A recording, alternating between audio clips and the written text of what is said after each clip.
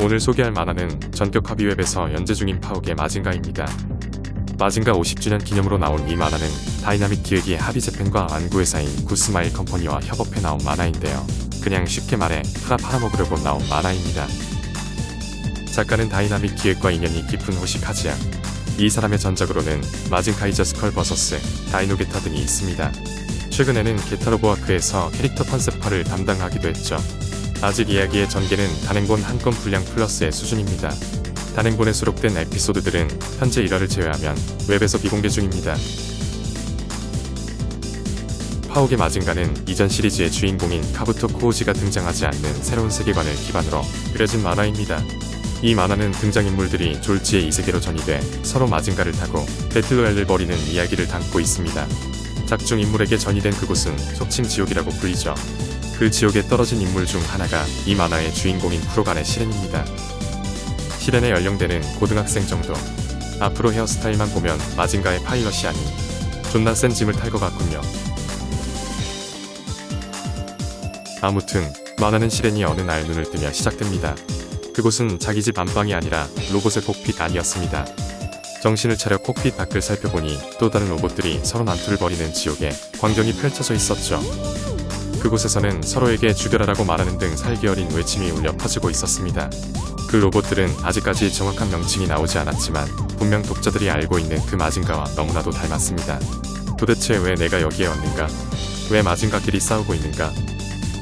시렌이 도저히 가늠할 수 없는 이런 의문에 빠져 있을 때 이윽고 누군가의 목소리가 그에게 들려왔습니다. 그도 시렌과 똑같은 파일럿 복장을 하고 마징가에 탑승하고 있었죠. 그는 시렌에게 시간이 42분 남았다며 그동안 어떻게든 살아남으라고 조언해 주었습니다. 사실 그도 시렌처럼 이곳으로 전이된 사람이었습니다. 서로 죽고 죽이고 있는 다른 마징가의 파일럿도 마찬가지였죠. 그곳의 마징가들은 모두 거의 똑같은 모습을 하고 있었습니다. 남성 파일럿들과 여성 파일럿들은 각각 남성형 마징가, 여성형 마징가를 타고 있었습니다. 그들의 파일럿 슈츠도 똑같은 디자인이었죠.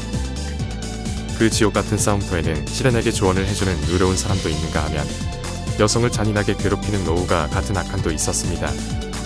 로우가는 사륙을 즐기고 사냥한 마징가의 목을 트로피처럼 모으는 괴상한 취미를 가지고 있었죠. 우리의 주인공 시렌은 생명을 죽이지 않는다는 신념을 가지고 있었습니다. 흔한 소년 만화 주인공의 성격이죠. 그는 불살의 신념을 가지고 있으면서도 타인을 도와주기 위해서라면 기꺼이 싸우기도 하는데요. 로우가 일당에게 괴롭힘을 당하는 여성 파일럿을 구해주기도 했죠. 이 여성 파일럿의 이름은 아카이. 그녀는 시렌보다 나이가 많은 수수께끼의 여성이며 때로는 장난기가 넘칠 때도 있고 한편으로는 자기중심적인 면이 있는 성격입니다. 시렌과 나중에 또 만나는 걸 보며 아마도 이 만화에서 사야카 대신 나오는 비중 있는 역해 같습니다. 시렌은 자신을 죽은 척하는 겁쟁이라 도발하는 로우가에게 자신의 이름을 외치며 호기스럽게 덤볐습니다. 시렌과 로우가가 몇 합을 주고받자 이윽고 카운트다운이 제로가 되며 암전이 됩니다. 그러고 난 뒤 시렌은 아버지의 꿈을 꾸게 되는데요. 시렌의 성격 형성에는 형사인 아버지의 영향이 컸습니다. 어릴 적 시렌은 눈앞에서 아버지가 범인의 총에 맞아 죽는 것을 보고 말하는데요. 아버지는 죽어가면서도 시렌에게 죄를 지은 사람의 마음을 미워해라. 그리고 사람을 용서하는 자가 되라고 말했습니다. 자기 아버지가 죽는 악몽에서 깬 시렌이 마주한 것은 자기 집 안방이 아니라 또 그 세계였습니다. 꿈에서 깬 시렌은 자신이 탔던 마징가가 다시 원상태로 복구가 된 걸 보게 됩니다. 그리고 얼마 뒤 콕핏 스크린에 미션2라는 글자가 생겨나는데 이어서 누군가의 목소리가 들려왔죠.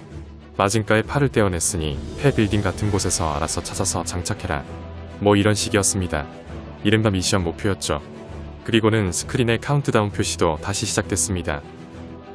시렌이 필드에 나가니 이미 다른 어떤 녀석은 팔을 장착하고 있었고 팔 없이 비무장으로 있는 시렌의 마징가를 보고 공격을 하기 시작했습니다. 얻어맞은 시렌이 날아간 빌딩에는 X자 표시가 돼 있었는데요. 그곳에 바로 팔이 있었습니다. 시렌은 총포가 나가는 그 팔을 득템하고 곧바로 적에게 반격을 했습니다. 이 세계는 그랬던 것이었습니다. 파일럿이 이전 스테이지에서 타임업 때까지 살아남으면 목숨을 부지할 수 있되 자신의 원래 세계로는 돌아갈 수 없습니다. 특별한 상황이 아니면 미션의 굴레에서 벗어날 수 없죠. 새로운 미션이 떨어지며 제한된 시간 동안 아이템을 얻어 기체를 파워업시키고 서로 싸워서 살아남는 것이죠. 팔 아이템의 경우에는 게타 투지개처럼 별로 쓸모없는 것이나 앵커 무기처럼 위협적인 무기 등 다양한 형태가 있습니다. 이런 무기들은 필드에서 주어지는 것도 있고 아니면 대결 시작 전에 장착되어 있는 경우도 있습니다. 시렌은 나중에 로켓 펀치를 부여받죠. 작가에 의하면 주인공 기체는 결국엔 모데로이드로 발매된 마징가 제스트의 모습이 된다고 하는데요. 점차 파워업해 나가는 전개라 예상했습니다만 이와 관련해서는 좀 이따가 설명하겠습니다.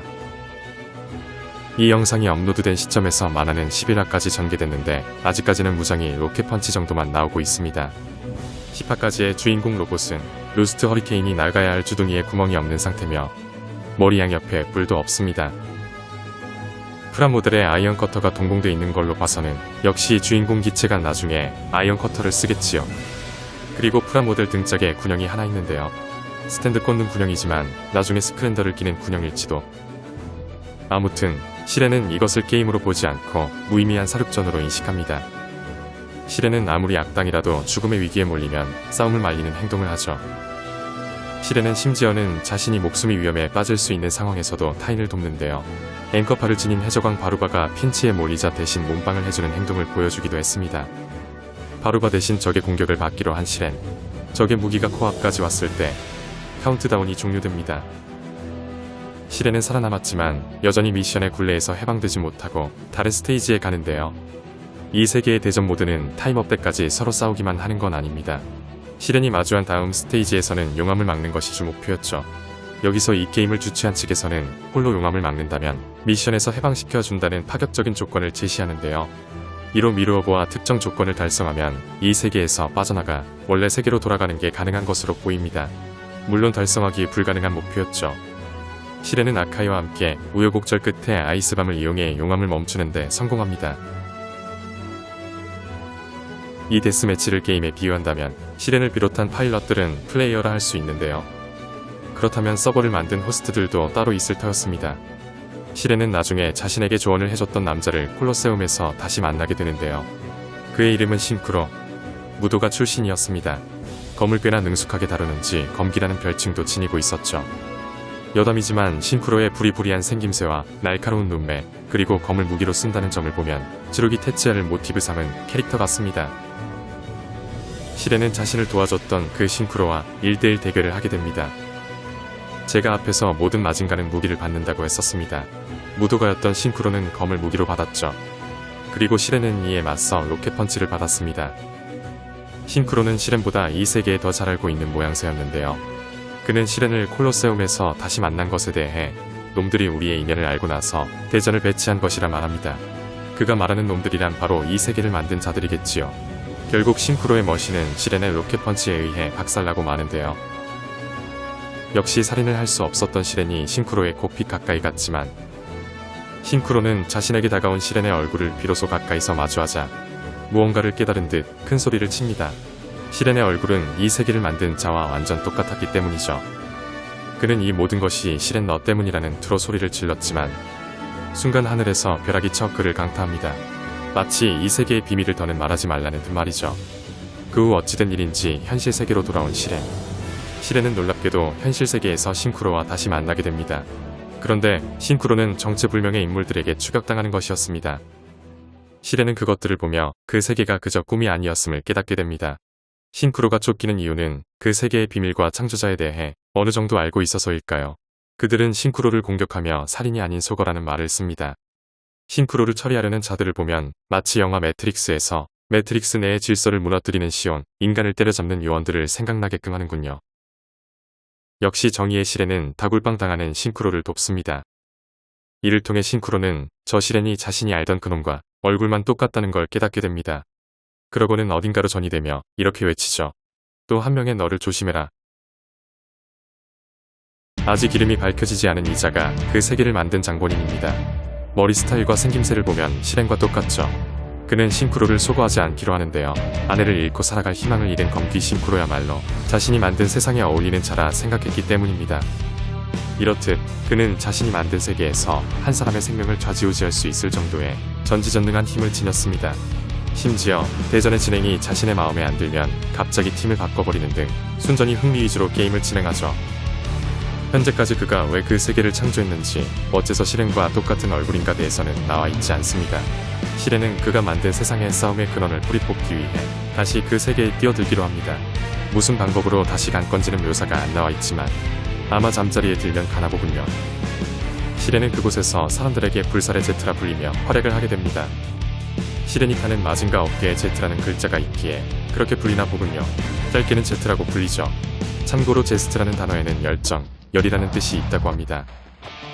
다시 간 그 전장에는 루스트 허리케인 비슷한 무기를 쓰는 마징가, 그리고 브레스트 파이어로 보이는 고열을 내뿜는 몬스터, 마징가에 불이 달린 몬스터 등 점차 제스트가 획득할 무기와 비슷한 것들이 나오기 시작하는군요. 호시 카즈야는 이번 만화를 준비하며 그림 연구도 열심히 했다고 하는데요. 이전 작들을 뛰어넘는 화력을 보여준 점은 호평할 만합니다. 하지만 이 만화는 배경 설정에 대한 자세한 설명 없이 계속해서 액션씬만이 나오는 바람에 독자들을 좀 지치게 만드는 만화 같습니다. 이 만화는 아직 도입부 수준에 머물러 있기 때문에 아직까지도 왜 내가 여기에 왔는가? 왜 마징가끼리 싸우고 있는가? 이런 의문에 대한 답이 나오지 않았습니다. 원래 호시 카즈야 만화가 늘 이랬습니다. 마징카이저 스컬 버서스, 다이노 게타 때도 밑도 끝도 없이 배틀씬만 계속 나왔죠. 이야기 구성과 연출면에서 강약 중간약이었고 강강강만 나오니 되려 질리기 일쑤입니다.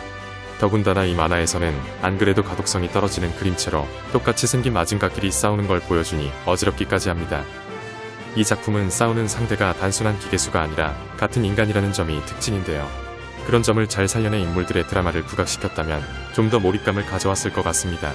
아무튼 전개 속도도 그리 빠르지 않은 편인데 그래서 슈퍼로봇물에 뽕을 채워줄 요소가 그닥 많지 않다는 것입니다. 지금까지 나온 마징가의 무기라고는 로켓펀치 정도니 말이죠. 스토리는 조지더라도 보는 이로 하여금 뽕을 차게 만들면 캐릭터 상품으로서의 매력이 충분하다는 걸 과거 작품들이 보여줬었는데도 말입니다. 그나마 다행인 것은 최근 공개된 11화에서는 마징가 타입 외에도 로봇이 있는 걸로 보이며 싱크로는 창조자에게 그것들 중 하나를 부여받을 것으로 보입니다. 그리고 주인공 시렌은 드디어 마징가 제스트에 파일도움하며 11화는 끝. 파워업하는 게 아니라 그냥 제스트에 바로 타게 되는 것이었습니다. 어찌됐든 이제야 주역 기체가 나오니 다행. 제목 파욱의 마징가에서 파욱이란 이 상황을 타파하다, 탈출한다라는 의미가 있는데요. 그 세계가 지옥이라고 불려진다는 점에서 지옥을 부순다라는 의미가 되겠군요. 또한 미션의 굴레에서 탈출한다는 의미도 되겠고요. 시렌에게 있어 그 세계는 맞서 싸워야 할 장애물인 것입니다. 잘못된 세계를 무너뜨려야 하는 사명을 지닌 점에서 보면 시렌은 영화 매트릭스의 주인공을 떠올리게 합니다. 매트릭스의 주인공은 자신이 정말 네오가 맞는지 끊임없이 고민하면서 극을 이끌어가는데요. 끝내는 내적 갈등을 극복해내 결국 진정한 네오로 거듭나며 관객에게 카타르시스를 선사해줬습니다. 매트릭스가 주구장창 액션씬만 남발했으면 절대 명작으로 남진 않았을 겁니다. 파욱의 마징가도 독자들이 감정이입을 할 수 있는 캐릭터와 스토리를 보여주길 기대해봅니다.